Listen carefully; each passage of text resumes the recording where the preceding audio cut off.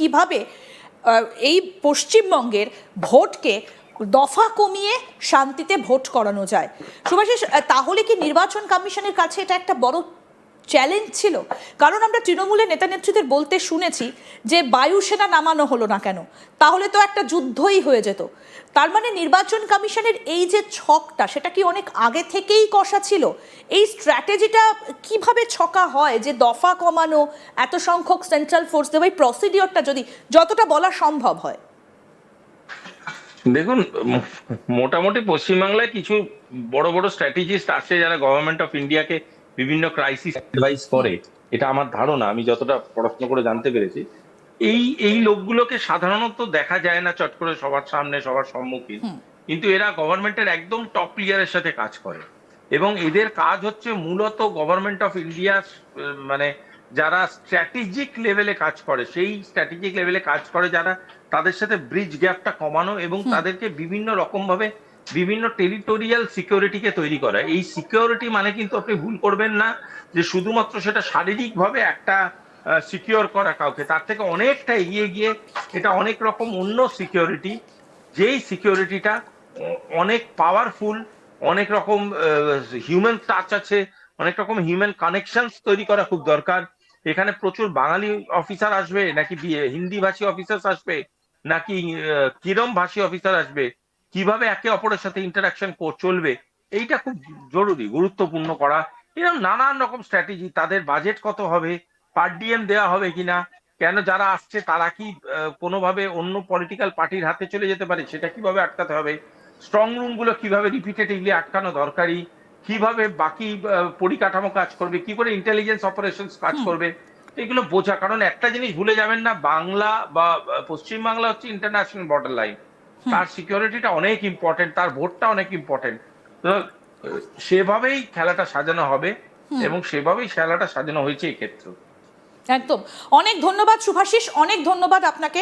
খুব সুন্দরভাবে আপনি পুরো বিষয়টা তুলে ধরলেন যে এবারের ভোট মানচিত্রে পশ্চিমবঙ্গকে একেবারে ঠান্ডা ঠান্ডা কুলকুল বানিয়ে কিভাবে নির্বাচন কমিশন ভোটটা করিয়ে নিল এবং একই সঙ্গে পশ্চিমবঙ্গের মানুষ সব থেকে বেশি ভোটমুখী হলেন।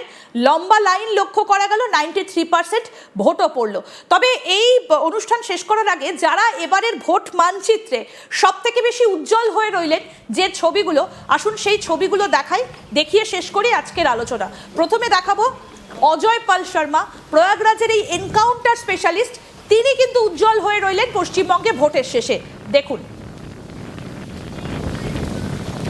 आसपास के जितने भी लोग हैं अच्छी तरह से समझ लें कि अगर किसी ने बदमाशी करी तो उनका कायदे से इलाज किया जाएगा। फिर अगर कहीं से खबर आ गई कि किसी ने कोई खुराफात करने की, किसी को परेशान करने की कोशिश की है, तो फिर उसकी खबर फिर अच्छे से लेंगे हम। ये जहांगीर के घर वाले भी खड़े हैं, उसको बता देना कायदे से। ये बार बार जो खबरें आ रही हैं कि उसके लोग धमका रहे हैं, तो फिर अच्छे से खबर लेंगे, फिर बाद में रोना पछताना मत। এই ছবিটা হচ্ছে সবথেকে উল্লেখযোগ্য। অজয় পাল শর্মা তিনি কিন্তু হয়ে রইলেন ভাইরাল। এবার আপনাদেরকে নিয়ে যাব নদিয়াতে, সেখানকার ছবিটা আপনাদেরকে দেখাই যে রাজ্য পুলিশের এই অফিসার ডুপ্লিকেট ভিভিপ্যাট এবং ভোটিং মেশিন এখানে মানুষকে প্রভোগ করছেন।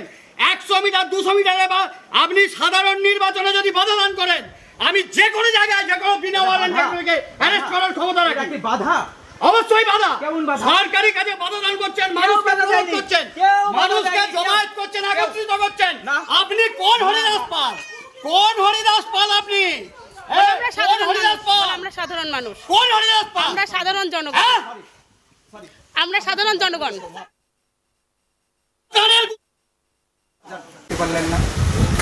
দেখুন ছবি তুলে রাখছেন, মানে ভোট মানচিত্রে যারা উজ্জ্বল হয়ে রইলেন এবারের ভোটের কিছু ব্যতিক্রমী চিত্র।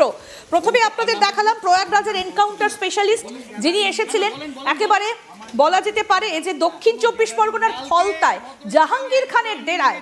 তারপর প্রচুর মানুষ ভোট দিয়েছেন। এবার কৃষ্ণগঞ্জে রাজ্য পুলিশের চেহারা আপনাদের দেখালাম। আসুন আরেকটা জায়গার ছবি আপনাদেরকে দেখাই যে বঙ্গ পুলিশ কাঁধে কাঁধ মিলিয়ে কিভাবে কাজ করেছে সেন্ট্রাল ফোর্সের সঙ্গে। চ্যাংদোলা করে সরিয়ে নিয়ে যাওয়া হলো। দেখুন খাকি পোশাক পরা, একদম দেখুন খাকি পোশাক পরা, আমরা যেটা নিয়ে আলোচনা করছিলাম যে কলকাতা পুলিশকে কেন স্কটল্যান্ড ইয়ার্ডের সঙ্গে তুলনা করা হয়, এবার ভোটে কলকাতা পুলিশ, বঙ্গ পুলিশ তারা দেখিয়ে দিয়েছে যে ক্ষমতা থাকলে নিরপেক্ষতা কাকে বলে, এবার দেখিয়ে দিয়েছে বঙ্গ পুলিশ। এবং সৌজন্যে নির্বাচন কমিশন, নির্বাচন কমিশনার জ্ঞানেশ কুমার এবং বিশেষ পর্যবেক্ষক সুব্রত গুপ্ত। দেখুন আপনাদের সেই ছবিগুলো আমরা দেখাচ্ছি, মানে ভোট চিত্রে, ভোট মানচিত্রে যারা উজ্জ্বল হয়ে রইলেন, এইরকম বেশ কিছু নিদর্শন আপনাদেরকে দেখালাম। এবার এই ভোট গ্রহণ পর্ব শেষ হয়েছে, এবার ফলাফলের অপেক্ষা, এবং ফলাফলের অপেক্ষার আগে কিন্তু তুঙ্গে এই মুহূর্তে strong room politics. Light mild लाठी चार्ज किया है यहाँ पे एक दुकान के अंदर দেখুন পার্টি অফিসের কাছে চায়ের দোকান ঘিরে উত্তেজনা, এটা ফলতাতে, দক্ষিণ 24 পরগনার সেই ফলতা। দেখুন দোকানের ভেতরে ঢুকে সেন্ট্রাল ফোর্স 100 মিটারের মধ্যে চায়ের দোকান বন্ধ করিয়ে বেরিয়ে যাচ্ছে।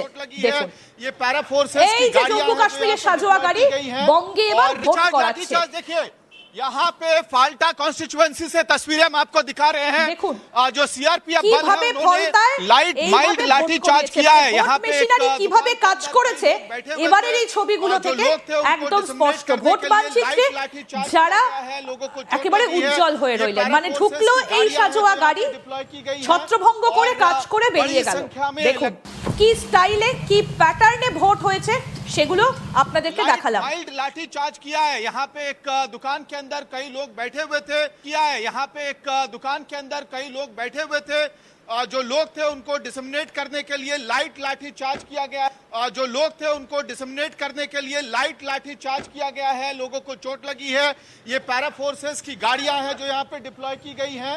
और लाठी चार्ज देखिए यहाँ पे फाल्टा कॉन्स्टिट्यूएंसी से तस्वीरें हम आपको दिखा रहे हैं।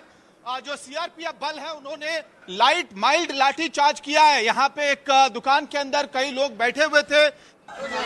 এই দেখুন একেবারে গন্ডগোলের জন্য মহিলাদের এগিয়ে দেওয়া হয়েছিল, একদম লাঠি উঁচিয়ে সবাইকে ভাগিয়ে দিল। কিভাবে কন্ট্রোল করতে হয় সেন্ট্রাল ফোর্স দেখিয়ে দিল। কারণ আমরা একটা কথা শুনেছিলাম যে মমতা বন্দ্যোপাধ্যায় তিনি কিন্তু বলেছিলেন মহিলারা তৈরি থাকবেন। কিভাবে এই পশ্চিমবঙ্গের ভোটকে দফা কমিয়ে শান্তিতে ভোট করানো যায়। সুভাষিস, তাহলে কি নির্বাচন কমিশনের কাছে এটা একটা বড় চ্যালেঞ্জ ছিল? কারণ আমরা তৃণমূলের নেতা নেত্রীদের বলতে শুনেছি যে বায়ুসেনা নামানো হলো না কেন, তাহলে তো একটা যুদ্ধই হয়ে যেত। তার মানে নির্বাচন কমিশনের এই যে ছকটা, সেটা কি অনেক আগে থেকেই কষা ছিল? এই স্ট্র্যাটেজিটা কিভাবে ছকা হয় যে দফা কমানো, এত সংখ্যক সেন্ট্রাল ফোর্স দেওয়া, এই প্রসিডিওরটা যদি যতটা বলা সম্ভব হয়।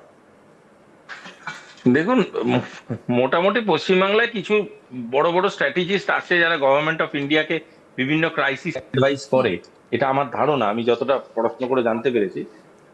এই লোকগুলোকে সাধারণত দেখা যায় না চট করে সবার সামনে, সবার সম্মুখীন, কিন্তু এরা গভর্নমেন্টের একদম টপ লিডারের সাথে কাজ করে এবং এদের কাজ হচ্ছে মূলত গভর্নমেন্ট অফ ইন্ডিয়া, মানে যারা স্ট্র্যাটেজিক লেভেলে কাজ করে, সেই স্ট্র্যাটেজিক লেভেলে কাজ করে যারা, তাদের সাথে ব্রিজ গ্যাপটা কমানো এবং তাদেরকে বিভিন্ন রকম ভাবে বিভিন্ন টেরিটোরিয়াল সিকিউরিটিকে তৈরি করা। এই সিকিউরিটি মানে কিন্তু আপনি ভুল করবেন না যে শুধুমাত্র সেটা শারীরিকভাবে একটা সিকিউর করা কাউকে, তার থেকে অনেকটা এগিয়ে গিয়ে এটা অনেক রকম অন্য সিকিউরিটি